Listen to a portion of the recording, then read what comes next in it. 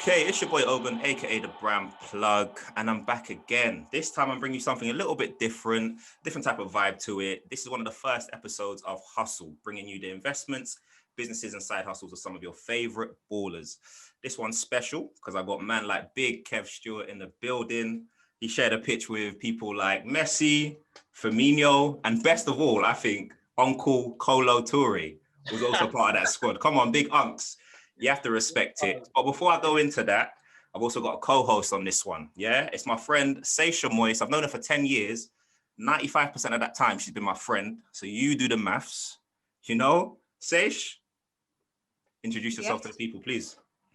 So, I've been friends with James for quite a while. We met each other while we were both playing for Barnet Academy all the way back when, Stanmore College, big up every time. Come on. And I got a football background and a finance background. So this show is going to be a bit of a fusion of both. So, yeah. Cool. So literally this show is to speak to elite athletes. Kev Stewart, you are here. And what we're going to give you, because we want to keep the conversation focused around the P's, the money, yeah? We're going to give you a minute just to give us a little bit about your footballing background and context, okay? Just 1 minute. Understand? I'm even going to put a timer on because I don't want man going over that minute. You ready? Yeah. I mean, it's more all right. 3, 2, 1. We started. Yeah, so Kevin Stewart played football. I started from a young age. I got into just usual grassroots football. Got picked up by Spurs. Grew up through Spurs and came up through the ranks from about 13 to 20. Was let go by Spurs at 20. Then I moved to Liverpool.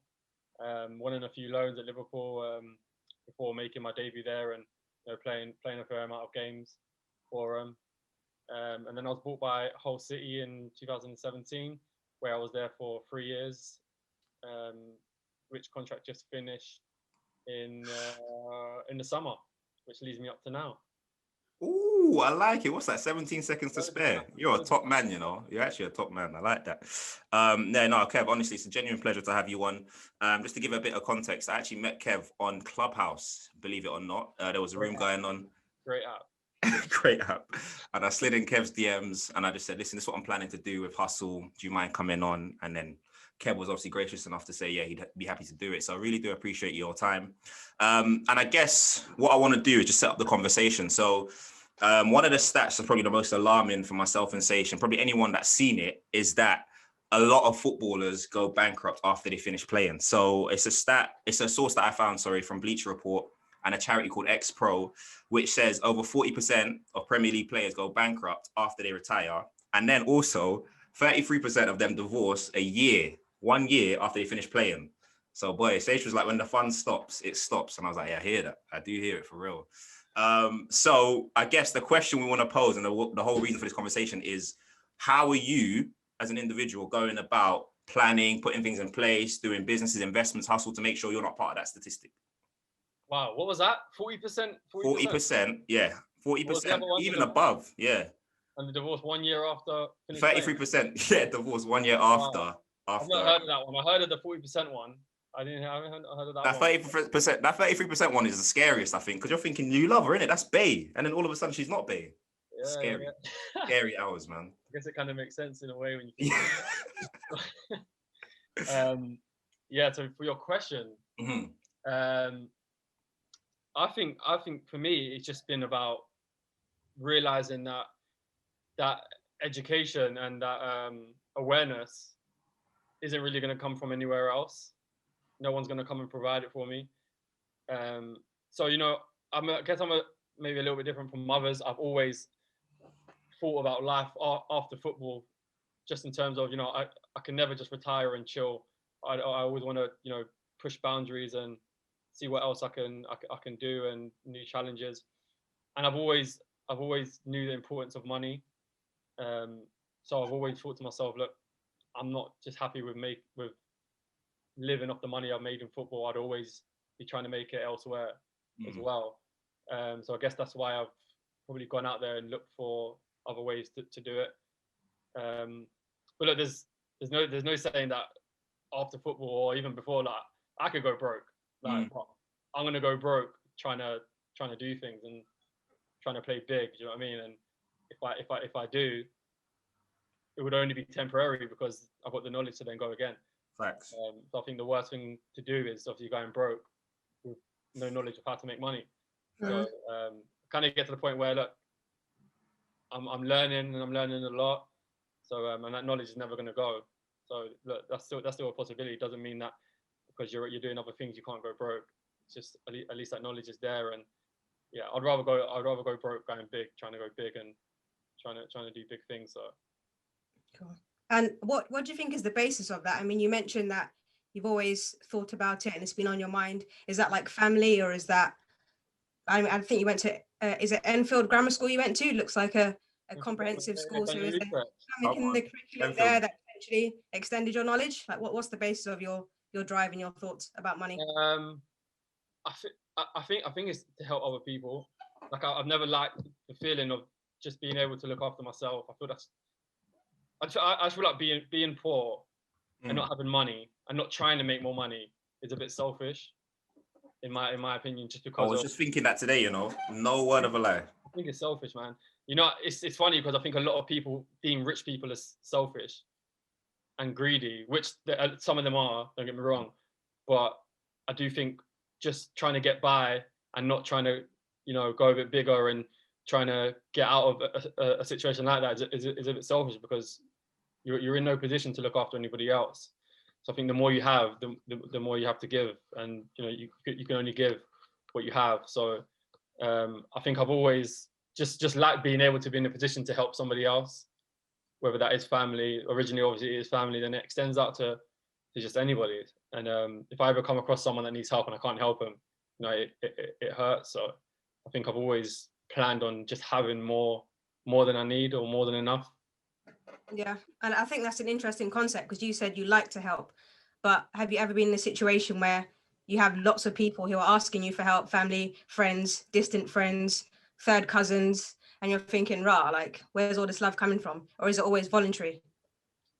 I think with my family, it's always been voluntary. I mean, you do get the odd ones here and there that ask if they need something, but I've always had a good circle and good family and friends who they might ask because they need it, but it's no harm if I don't want to do it or I can't do it.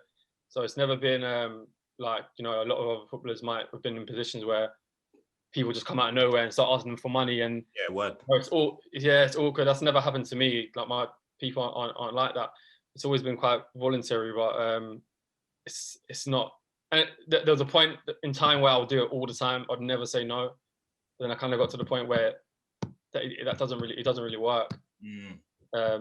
It doesn't make too much sense. So I've had to learn that over the years and probably spend a lot of money having to learn that. You said, did you make a lot of mistakes on the way? Not even mistakes. I wouldn't call it mistakes, because I did it because I wanted to help, but I just realized that unless there's a bigger plan to it, it doesn't really help. It might help short term for a small amount of time, but in the long run, it never really helps. Nothing really changes unless there's a better plan to it. You see, with family and friends, then, have you ever had a situation where you've gone into business with them? Like, is that dynamic tough? Like, has that ever been the case? Have you thought about it? And if you haven't, what sort of stopped you thinking, actually, let me just hold off a little bit? No, that's cool. That's what if it's a business type thing and I like the business and I believe in my friend to give his full commitment, that's cool. I'll be on that. I just mean in terms of just giving them money to pay for stuff, or just, just trying to better their situation just by giving them money and not by teaching them how to, or giving them an opportunity to make their own money. Like they said, I need X amount because I've got this plan, and in the future, I can pay you back, and I can live, and I've grown my own business. I'll be like, yeah, 100%. But then it's not really been like that. It's just been more of just giving them money to help them pay for this, help them pay for that, or to just have a little bit extra. Yeah, word. Yeah, no, I think the fact that trying to just give people money without them coming with a plan is a tough one, man, because you don't feel like they're learning the lesson to be self-sustaining moving forward. Do you know what I'm saying? Then it's just going to be a vicious cycle. You drop them X amount this time, then boom, they run that out and they come back to you like, yo, Kev, you got a next bag for me? Thinking, hold on, I just gave you a large bag last time. Relax, man. Do you know what I'm saying? So I hear that completely, that self-sustaining side. I think before we go even further, like talk about what you're doing within your own business. So like you do have a property sort of consortium or something like that you're working on, or portfolio. Talk to us about that a little bit. Yeah, so I've got a development project that I'm doing at the minute in Birmingham, where we're building 48 studios for student accommodation. Oh, sweet. Yeah, right in the city of Birmingham, like 5-minute walk from a few of the unis. So that's exciting. And honestly, I'm just looking to acquire big apartment buildings. I think that's where I can see my future going. Just trying to acquire, you know, a lot of them, and I think that's where I think going forward and in the future, I think that's going to be the best. And how did you get into that at the minute? How did I get into it? Yeah. I started off by learning about it, just on YouTube, on the internet, and then I started networking. Then started coming across, you know, property developers and property investors, and just speaking to them, just trying to learn off them and see what they're doing, and then opportunities just came through that. So my partner on that deal that I'm doing in Birmingham, I just reached out to him on Instagram, and he became a bit of a mentor for me. And I was running deals by him and asking him questions, and had him on the phone like all the time. And then an opportunity came up on one of his deals, and then literally exactly what I wanted, you know, apartment buildings. So I got involved, and then it just kind of took off from there. And how have those conversations transformed over 2020? Because before the coronavirus pandemic, people were obviously going into universities to do their lectures, but now it's remote working, remote learning. I mean, in the middle of London, it's completely deserted. So do you still think that there is big business in property? Do you mean property in general, or as in like just specifically your student halls and apartments? Yeah, I'm not gonna lie. If the project was being delivered for the academic year just gone, it would have been a bit crazy. It would have been a struggle. So we're hoping, obviously, things kind of get back to some sort of normality when that time comes. It's not due to be completed until the summer. So, but there could be other ways around it, anyways. And if worst case scenario happens, but yeah, that's obviously in our minds for sure. I think that proactiveness is sick though. The fact that you were sliding in people's DMs, I think a lot of people just rest on their laurels. They think, yeah, like I'm nice, I'm earning X amount, life is rosy until it's not, basically. But you know, I got to throw a little spanner in the works, Kev, man. You know, I have to do it. Okay. There are some relationships that turn out really well from Instagram and whatever, and there might be some that go a little bit left. And before we came on air, there was a certain someone that was mentioned who has a little bit of a sketchy rep. Let's say that. But I'll leave my homie Sage to fill you in and just hear your thoughts on that, really. I don't know the story. I just saw you on Instagram, posted out with somebody called Samuel Leeds. And then when I Googled him, it was just mad stories about being a scam artist and, well, stories that I won't even say, but a lot of madness, basically. Yeah. So from your perspective, you got any insight on that relationship and how you came across him? Yeah. So I came across him online. When I started watching YouTube videos. He was like the main guy I watched. I watched hours and hours of his content. He's amazing at breaking property down and all the strategies and making it relatable to like young people or amateurs, beginners in property. So he's like amazing for that. And then he does a crash course in London. Well, he does it all over the place now, but I went to one in London where it was like a 2-day crash course, like all day, and he's just like, him and his team just like putting out just crazy value, man, teaching you things that you didn't even know existed in property, teaching people how to get involved in property with little to no money. And I just think that's crazy positive, man, because in my circle, and I know it's probably the same with a lot of other people, as soon as you mention property, you think I can't do property because I ain't got 50 grand sitting in my account. But there's so many other ways to do it, man. And I feel, and it's just so hidden. I think people that do it hide it. And he's not like that. He wants to share everything that that he does and that he knows for people who, you know, before had no chance whatsoever. So yeah, we just kind of went from there. He became a mentor for me as well, taught me a lot, guided me in the right directions, overlooked the property deal that I went into. And then yeah, he's just been a bit of a friend for me and a big help getting me into the industry. So, you know, you always have that soft spot for that one person who gets you into something. Yeah. You know, or it's like football, like, you know how everyone loves like Ronaldinho because he was just that person for them that made them fall in love with football. He's a bit like that for me. So I always have a soft spot for him because he, you know, originally got me into it. Fair enough. So that's our relationship. Nah, I hear you still, man. And I think there's always two sides to every story, I guess. And so, like, it's always important to hear both sides of the argument. You know what I'm saying? So for you, what was like the biggest nugget, the biggest gem that he taught you that you thought, yeah, you know what, this has really opened up my world to something new? Do you know what I'm saying? Was there one specific thing that you can share with the people? One specific thing.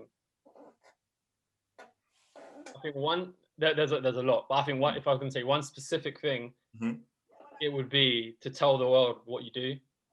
Okay. Like, if you're doing something, tell everybody about it. That's how you get opportunities. That's how you get, do you know what I mean? A lot of things, and a lot of people hide what they do or keep things quiet. Yeah, that's true still. He's like, listen, he's just like got no restrictions, man. He's out there. He don't care. He says what he needs, what he believes, and I respect it, man. So that's what I respect the most about him, and that he's taught me. No, I hear you. I think a lot of people, yeah, they're on this hiding their ideas or their concepts or the vision that they have because they think, oh, someone's gonna steal it, someone's gonna grab it. But it's refreshing to hear someone say that actually, if you share it with the masses, with the world, there might be someone who's actually capable of taking it to new heights for you. Do you know what I'm saying? Yeah. Collaboration, man. Like collaboration is something everyone I think needs to get better at. Word. Mate, there's enough of almost everything for everyone, man. I mean, I don't think like there's not a lack of money. Like, I don't know the exact numbers, but I heard like there's enough money on this world for everyone to be millionaires, something like that. Do you know what I mean? Okay. There's no like, oh, if he makes a certain amount of money, I can't make money. Like, there's unlimited money, man, and resources. So I don't think there's no need to keep everything so hidden. I hear you still. It's an abundant world. All right, cool. You mentioned Ronaldinho, so let's take a step back into the football field. And in fact, let's go into the changing room because, like, I have a few friends that play football, a few friends that have obviously stopped playing right now. But I could just imagine there are some myths in the changing room that man just say about money, investments. Put your peas in this thing, and by next month you'll be a gazillionaire or something wild. Like, what's like the wildest myth you've heard or things that you see in the changing room? Man, I'm saying, yeah, put all your peas in this Fabergé egg or something, and next year it's going to be lit. Like, what have you heard in the change? What myths are there? Stocks. That's, I think, for me. Okay. You know, it's probably calmed down a little bit. Like, okay. There's not one thing that's like that. People don't speak like that anymore. I think that might have happened a bit back in the day. People are really quiet about, because there's so many horror stories, man, about like investing in things and they just they're no good, or there's a lot of skepticism in football, so no one really wants to say what they do too much. I don't think anyone would in football really advise people to do anything. Just because there's just been a lot of horror stories, man. No one's trying to be responsible for anything. So, you know what I mean? So in terms of, I've not come across much like I think that's probably the biggest thing in football, in my experience, is put money in stocks. And do you put money in stocks? Not anymore. Not anymore. Yeah, I did not too long ago. Okay. Did you have a horror story, or what made you stop? No, I didn't have a horror story. I took out just before COVID, to be fair, and I would have lost a bit, which is cool. Like, you can lose money like anywhere, but yeah, I'm just after just a little bit more education, a little bit more learning, and it's just not for me, man. And I don't think it should be for unless you fully know stocks and you understand everything about it and you study it, like, you know what I mean, left, right, and center. I think, yeah, of course. And obviously people do make a lot of money in stocks. You can make a lot of money, but I feel like for the masses and for especially people that don't have much money and they want to grow it, I just don't think it's that wise. So do you mean stocks as in directly investing in a company like Apple, for example, Apple shares or something like that? Is that the type of investing you mean? Yeah, or more specifically, giving it to a financial company who invests it for you. Yeah, okay. I was going to come on to that. So you don't have a financial advisor, I presume? I don't have, well, I guess I have one who helps me with other things. Yeah. But I kind of took a step back from him in terms of, getting financial advice. Okay. Well, I got a quote here from Robbie Fowler, and he says, "The smartest move I ever made was getting a financial advisor as an 18-year-old, as recommended by Graham Souness." That's what Robbie Fowler says. Yeah, do you know what? I'm not I'm not so opposed to having one. For me, it might make sense to other people, but I feel like I've kind of got to a point where I don't need one, or he won't serve me that well anymore. But for sure, I think for a younger guy, financial advisors can be great, man. They can teach an 18-year-old the very basics of money, and just how to maybe save a little bit, how to every month you should be looking at your outgoings and your ingoings. So that for sure, like for a young guy who don't know that, that's very valuable. But then I just think when you're getting maybe a bit older and you're looking to really grow and expand and leverage your money, I think there might be some, but I don't think there's that many out there that I've seen that can serve you. I think they're very conservative and very safe. So it doesn't allow you to grow as much as maybe you plan to. I feel like that's where it went with me. Fair enough. I think that's fair. It's obviously a heavily regulated industry, so we can't just go slapping £1 million in Bitcoin because that's not going to work. We're going to end up in handcuffs. So yeah. Fair comment. And I don't think a financial advisor would ever advise me to go into like a development deal like how I did. I mean, like there's obviously risk to it, but there's a lot of rewards to it if it works. So yeah, I mean, I suppose one thing would just be diversification. If I had something to say, because having everything in property, one, it's quite illiquid. If you need the money ASAP, you can't get it out. So that's the only best thing. The only pro with stocks, I guess, is it's very liquid. You can get out. Always good to have a bit in different ventures, some in property and potentially some in funds. I mean, because with stocks and shares, you don't have to necessarily have knowledge. You can just track the index. I don't know if you've come across that, like the FTSE 100. You can put it in. Then I don't like that, man. Don't like it. You like being a bit more hands-on, a bit more involved? Yeah, like I only like to invest in things I understand. Okay. I think people should only invest in what they understand. Yeah, facts. So I think property is very understandable for anyone. Someone lives in your house and they pay you to live there. Facts. There's obviously other bits to it, but that's the main concept. But I think one thing for me, I also realized with stocks is that, like for me, I'm vegan, for example. Yeah. So I didn't know that, Kev. Yeah, I'm vegan, man. You not do your research, James. I knew that. It gives you more energy. Okay. And recovery is better. I saw it. I love that. See? Seisha gets the Blue Peter badge of the episode. Hope everyone is proud of her. Okay, all right. Yeah, so I just thought, man, like I'm vegan, right? And I'm vegan for very ethical reasons as well. So I was like, imagine if I'm investing in stocks, this company's investing for me, and they're like investing in the meat and dairy industry. Could be investing in things I don't even believe in. Then invest through the ethical models. ESG is massive right now. They could do, but they could also invest it in things I don't believe in. So I'm like, I'm funding things that I don't believe in. Yeah. So that's one thing I thought about I don't want to do that. And I wouldn't invest in stocks myself because I don't know how to do it. So if I was to ever do it, it would be with somebody else, like how I did. And then I don't know necessarily what they're investing in. You sound very switched on when you were talking about saving and being financially literate. And I think for you said it started early on. So I guess your ratio between saving and investing and spending, would you say that was the same when you first made fast money to what it is now, or have you progressed? Are you spending? No, I didn't spend anything. Yeah. I didn't invest because I didn't know what to invest in. But you saved. So I guess I knew I when I first started making a bit of money, I wouldn't say I was financially intelligent, or I didn't have any financial IQ really in terms of how to invest it or grow it. I just knew that at some point I'm going to figure it out. So I don't want to spend too much of it. But when I do figure it out, I do want to, and I know what to do with it, then bang, I can go and do it. So I was always quite disciplined with money in terms of not spending it on silly things. I hear you still, Kev. And I want to touch on what was 18-year-old Kev like, because I feel like, yeah, right now there's a lot of pressure on the young players coming up to keep up with the Joneses. So like, even when it comes to just going out or the latest quote unquote drip, as Seish always says, apparently it's a new thing the kids say, it's mad. Like, so what was it like for you, like being in that environment where you're at Spurs, at Liverpool? Did you ever feel that pressure to keep up with the Joneses, or other players you saw just doing a madness, just trying to keep up? What any stories around that? You know, I never did, you know. And I think I was a bit fortunate there as well, because I was in a group. I had a close group of friends at Spurs that we didn't give a shit about nothing. Like, we didn't care. We were just all for football. Like, football was everything. I respect it. Football was everything. I didn't care. We didn't care what car we had. Like, obviously it was cool, like, to have like something decent, but we didn't care about having designer clothes, sick car. When I was at Spurs, I had a Ford Fiesta.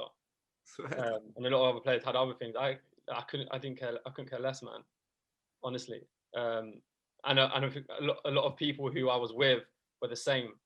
Like, fucking, I never understood people that came in to training with like fully dressed jeans. I'm just like, bro, you're looking uncomfy. Like, I used to come in, with just like tracksuits or throw on anything we had on. You know, like that, bro. I'm looking at him in jeans. I'm thinking, bro, you're just gonna go home and then that's it. Like, why did you get that man, they're doing catwalk, but these times you got a 4-hour double session. It's sweltering, you know. It's hot. That man are just looking uncomfortable. Yeah, right? So that's what I'm probably happy about when I was younger. That I wasn't really bothered about it, man. That's powerful, man, and I think that comes from your circle. Like, to have that around you, that circle of influence, to be able to keep you on that path. I think a lot of people underestimate that. Sorry, like, that's so key. It's unbelievable, because if you see what your peers are doing and everyone seems to have the same type of mentality, you're all on the same page, then you're all like, all right, cool, this is our common goal. We don't have to focus on anything else. That gets you to where you want to be a lot quicker. But because it's a show, we kind of do need a little bit of juice and sauce. Any going out stories, any nightclub motives where someone did a mad thing, hella bands, just splashing. Oh, I'm not gonna lie. I'm like, what? You never been out, Kev? Bro, as much as I want a nice story for you. Yeah, I've never been in that circle. Swear. Never been in that circle. Seriously, man. Swear down. Yeah, no extravagant purchases for yourself, for your missus. No. Nothing. No. Nothing. Seriously. So you're still driving a Ford Fiesta, Ford Focus, whatever you said. No, not anymore. Not anymore. No, seriously, I've not had no. Back then I couldn't do it. Well, listen, I never really made any like big money really until I was maybe 23. Right. And still, that wasn't massive money. Mm-hmm. Even now, you know, for my career, I've made good money, like for a footballer, good money, but I've never made massive money. Yeah. I've made money to be able to do extravagant things that certain people do, but I just never have. I've never have, man. But I guess I've always just seen. I feel people that do that, they don't have a bigger picture. So like, if I have a plan and I want to get somewhere, and I'm in the club, and I spend $5,000, then I know that I've just taken myself further back from where $5,000 behind. Yeah, so I can never go to. But if I go through things over the years, small things that add up, yeah, for sure. Like, I've wasted money that if I could do it again, I'd be a lot tighter. So money. Do you have a favorite purchase, Kev? Is there something you bought throughout your whole career where you're like, it was a little bit spenny, but now I'm looking back at it, it feels good to have it or to be in it? Or a house, man. I always a house. I like that. Yeah. I like that. All right, cool. So if you had, you got 10 minutes. I'm the money fairy. I'll give you 100K, yeah? I'm like, boom, you got 10 minutes to spend 100K right now, boom. What are you spending it on right this second? Development projects. No, Kev's the most consistent man. He's the most consistent man in football. You got a plan. There's deals out there, but that'll be straight into a deal, 100%. No, Kev. But do you mean not an investment? You mean just a? No, to be fair, like, come on, Kev, like, just live a little. Do you know what I'm saying?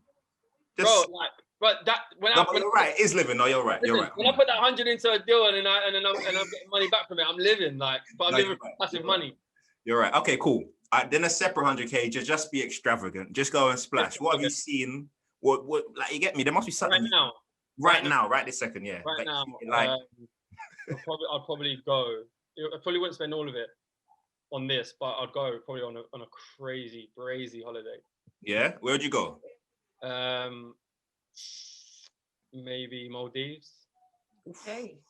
That doesn't sound like a family affair, you know. Sounds like two. No, family affair. Okay. You know, one of the, I don't know if you've seen it, man. Do you know one of them beach houses that are like in the ocean, like? Of course, I've seen that. That's the Google images, man. You see that type of Maldives, first thing that comes up, B. Come on, man. I've seen it. Yeah. I'll probably do that. I've always, that's probably one of my things on my bucket list that I need to do is like have a huge holiday house somewhere and just invite like all my family, all my boys, in like this huge house with like 20 plus rooms, and then we're just there for like a week. Sick. That's on my bucket list, and that I want to do. Okay, I hear you, bro. We'll do that. Yeah, no, I rate that. That's a very good answer. Cool. So we're coming to the back end of the sort of podcast now. But in terms of the culture in the changing room, I know, like my boys tell me all the time, bets and dares are mad. Man will just be saying silly things, hit the crossbar, I'll give you $2,000. Like any sort of stories around that, just silly story, man are just throwing away money before we come to the final quiz round. You know, I've never really seen nothing crazy like that before, man. No. I'll have to recommend you someone else so you've got some stories. But James is just trying to derail you. Like, you're dropping gems, you're staying on topic, you're dropping gems for the youngers, and James is over here talking about spending on drip and $2,000 to hit the crossbar. He's trying to derail you. Don't listen to him. You know, but listen, I can't even get derailed because the night I can even tell you. I'll say I've seen. Well, I've been involved in and I've seen people playing card games and poker for money. Okay. I've lost a bit of money like playing card games on the back of the bus. Okay. You know, hundreds of pounds, not. Okay, not bags. Yeah. Okay. Maybe if you add everything, I could creep over 1,000, but you know, nothing crazy. No, that's nothing fair. crazy. James, you ever lost $1,000 on cards? I've never lost $1,000 on cards, and that's on the record. You ever made $1,000 on cards? Crazy to me. I've never made $1,000 on cards. I just about know how to play blackjack, and I learned about 6 weeks ago. So I'm baby steps. I'm taking time. You didn't have to play blackjack 6 weeks ago. Only about 6 weeks ago, honestly. Doing back in the day, yeah. Boy, I drink up. Yeah. I don't know about Uno, Monopoly. I don't know. Uno. I just didn't know. But yeah, no, obviously the reason why I'm here giving that little bit of devil's advocate, because we need balance. Kev, it's all about the balance in life. You got to have the yin to your yang. Do you know what I'm saying? I'm here for it, man. Cool. So, Seish, any other questions, or are we happy to go into the quiz round? I mean, I was going to ask about debt and live within your means, but I mean, it just feels pointless because you've been dropping all the gems. You're ultra sensible. So I'm assuming your relationship with debt is non-existent other than mortgages and things like that on property. Yeah, good debt. Yeah. Yeah. What's good debt? What does that mean for people that don't know? Good debt would be debt that you can leverage your money off. So, for example, like a mortgage in a house where you rent is good debt. So if you've got that's why a good thing about property is that if you've got £1 million, if you've got 250k, you can get debt that can buy you something that's worth $1 million. For example, in stocks, if you've got 250, you can only buy 250k worth of stocks. That's why I really like property, because you can leverage your money. I suppose you need the credit. You need the credit as well to be able to get that big mortgage. Or a really good deal. Jeez, you see how he said that? See how he said that, Sish? He knows. So another question, actually, one more. So for anyone who's watching and wants to go into property, what would you say is the biggest risk to property investing? I'd say maybe there's two. Okay. Going into a deal that you haven't done enough due diligence on, so maybe there's something wrong with the property that you didn't know about. And then I think if you're going a little bit bigger, I'd say probably being over leveraged. That sounds dangerous. Yeah, that can be dangerous. No stories there? Never happened to you? No. I'm I'm early into my journey, to be fair, so it's never happened to me. But like, I've heard it so many times. So I hope it shouldn't have happened to me, because I've heard so many stories about it, and everyone I speak to, all my mentors, talk about it all the time, not being over leveraged. So most of the time you can control not being over leveraged. It's kind of, you do that to yourself majority of the time, maybe with a few exceptions. But yeah, so far, no. Good. I like So that. do your research and don't get over leveraged. Gems of the day. Yeah. Big And takeaways. ask for help. Ask for help. For sure. Big takeaways there. Kev, your theme song should be "On My Best Behavior." You know Drake's song? Yeah? That one. Mad. No, I don't want to be on my best behavior. Yeah. That's you, bro. I like it. But anyway, listen, because we want something consistent to have throughout all the shows, we've got a little bit of a quiz, final round, just to test your knowledge around players and what they're doing with their P's. Do you know what I'm saying? So, 5 questions. I think I might be bad at this, but don't worry. You know what I did for you? Here's what I did for you. what did you do? I made it just true or false. That way, 50, Don't just guess. I might get it right. Come on, man. Right. I wish my GCSE was true and false. I made it light for you, bro. So I'm going to ask you 5 questions. Each of the questions is worth 2 points. So the maximum points you can get is 10. So we're in the game. Simple maths. Lovely jubbly. Yeah, sound good? Sounds good. All right. So the first one is, I like this one. So I have to look at the questions on here. Clarence Seedorf owns a Japanese restaurant called Fingers. I'm going to say true. Seish, is he true or false? Ding, ding, ding. Correct. True. Correct. 2 points. 2 points. To big Kev Stewart in the building. All right, cool. Next one. Asamoah Gyan, has a company called Axis Stars that's said to be a mix between Tinder and Uber. I'm hoping that's false. It's actually false, because Louis Sahar is the don that's doing that. Believe it or not. No. Yeah, Louis Sahar's the man for that. Well, to be fair, I can see the link. Yeah, no. So it's connecting like footballers to brands essentially. So that's where it is, taking them, merging the two worlds together. But cool. So you're on. What are you on? 4? What am I saying? Don't match me. What's he on? 4 points. 4 points. He's on 4 points. Yeah. 4 points. Cool. Flamini has a biomedical company worth around 28 billion, rude boy. That's true. Oh, wow. I don't know. Do you mean the whole statement? Because I know he's touching billies. Okay. 28 billion. I don't know. That's the number I said, B. You gotta go with me on this. 28 billion. 28 billion. I know he's doing something in the billies. He's billies. 28 billion. I'm gonna 28 billion. 8 billies, mad. 28 billion. I'm gonna go. You know, if it's false, it's false, because you've gone mad, like you've gone to a proper specific number. I'm gonna say false, because that sounds too much for me. Bro, it's true. See Flamini? He's no one's mate. He's out here. Ow. Out here. Yeah? Because you saw him wearing all black boots on the pitch, you thought he was a bit of a side man. No.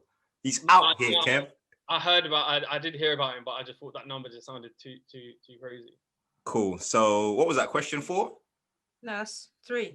3? Okay. Thomas Gravison, question 4 now, has shared the same zip code as Hollywood A-lister, Nicolas Cage.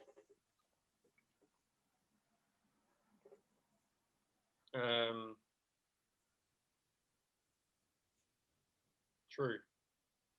That is true. Gravison's been out here. He's been out here doing this thing. And the final question is, Arshavin holds a degree in fashion designing and owns a clothing line that's very popular among Russian females. I'm trying to remember if I've seen any pictures of him. Just up, you know. You see it around through the grapevine. I want to say true, but there's been too many true answers. I'm going to say false. Kev. It's true. Is it? It's true, mate. It's true. So, Big Kev in the building. Ding, There's so many true answers in that, bro. I had to throw you off, B. Listen, Big Kev, You finished with 6 points, 6 out of 10. A very respectable score, I'll be real. It's not amazing, but it's not terrible by any stretch of the imagination. So you done your thing, big bro. You done your thing. You done your thing. So yeah, that is the first episode of Hustle done and dusted. Kev, appreciate your time. Honestly, it was illuminating hearing from you, and also just seeing your perspective on the money thing is so important. I think when a lot of people see this, young ballers coming up, even current players that maybe just be slacking off in terms of what they're doing financially, just to hear like someone like you has been so sensible, so frugal, so tactical as well with what you're doing is massive, bro. So big up yourself one time, man. Appreciate that, man. No, it's good to be on. Come on, man. Hoping there's many more episodes to come. He's open. He's on next.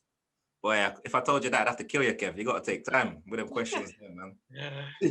You got to I love that, man. Love that. Let's hopefully I can see Hustle out there doing bits.